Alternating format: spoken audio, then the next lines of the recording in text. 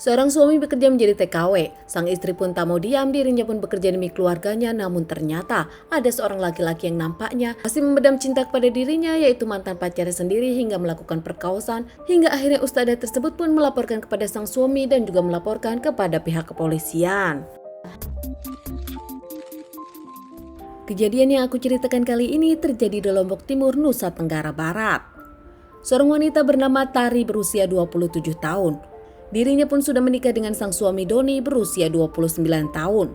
Rumah tangga mereka pun baru dikaruniai 2 orang anak yang masih balita.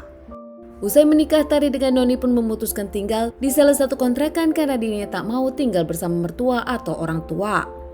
Dengan kehidupan seadanya, namun menurut para tetangga, keluarga mereka dinilai sebagai keluarga yang bahagia, akur, tak pernah ada masalah, bahkan tak ada musuh.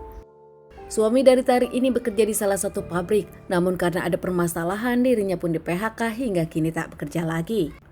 Tari yang dikenal pekerja keras, dirinya pun membantu sang suami bekerja apa saja asal halal. Tari kemudian menjadi guru ngaji, dikenal sebagai ustadzah yang baik. Di rumahnya sendiri, Tari pun berjualan obat herbal yang dijualnya di online. Saat sang suami tak bekerja, Tari pun menjadi tulang punggung keluarga. Meski di awal baik-baik saja, namun lama-lama Tari pun meminta sang suami untuk mencari pekerjaan lagi. Di mata para tetangga, kemudian suami Tari pun disebut lelaki yang pengangguran hingga dirinya pun tersinggung dan mencari pekerjaan. Namun karena susah hingga akhirnya suami Tari pun memutuskan untuk menjadi TKI di luar negeri. Sempat ada pembicaraan di antara mereka, namun akhirnya tak bisa berbuat apa-apa. Tari pun mengizinkan sang suami untuk kerja ke Malaysia. Saat sang suami bekerja di luar negeri, Tari pun makin sibuk. Tak hanya mengajar, berjualan online, dirinya pun merawat kedua anaknya sendirian. Namun saat itu menurut para tetangga, Tari pun terlihat baik-baik saja, tak pernah mengeluh karena memang Tari pun bekerja keras. Ternyata di tengah kesibukan Sari, ada seorang yang memantau Tari, yaitu Hasan, mantan pacar dari Tari sendiri. Hasan sendiri nampaknya masih naksir kepada Tari, meskipun Hasan sudah punya istri dan anak. Hasan yang anak pemilik pesantren pernah berpacaran dengan Tari namun tak berjodoh. Tahu kalau Tari kini sendirian, sang suami di luar negeri, dirinya pun masih ingin bertemu Tari dan mencari cara. Hingga akhirnya Hasan pun berpura-pura membeli obat herbal milik Tari saat itu. Memesan kepada Tari dan meminta Tari mengantarkannya sendiri karena dirinya sedang ada pekerjaan. Tak pernah punya pikiran buruk, Tari sendiri senang karena ada orang belanja kepada dirinya, apalagi orang tersebut kenal kepada Tari.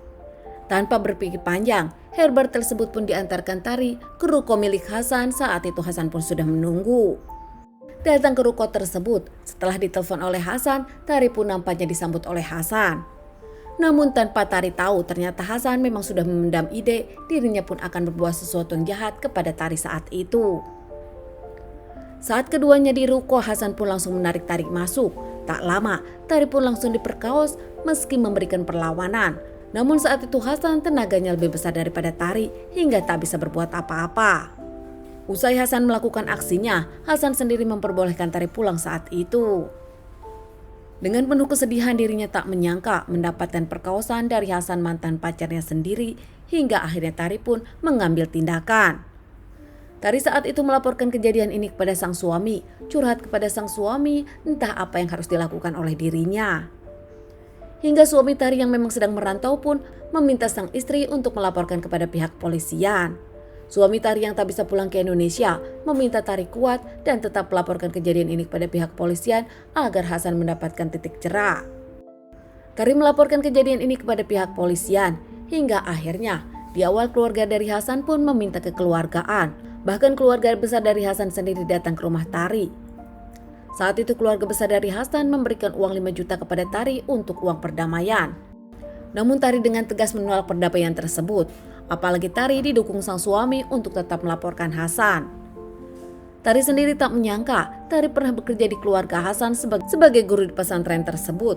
Bahkan Tari sudah menganggap Hasan adalah keluarganya sendiri meskipun dulu mereka pernah berpacaran.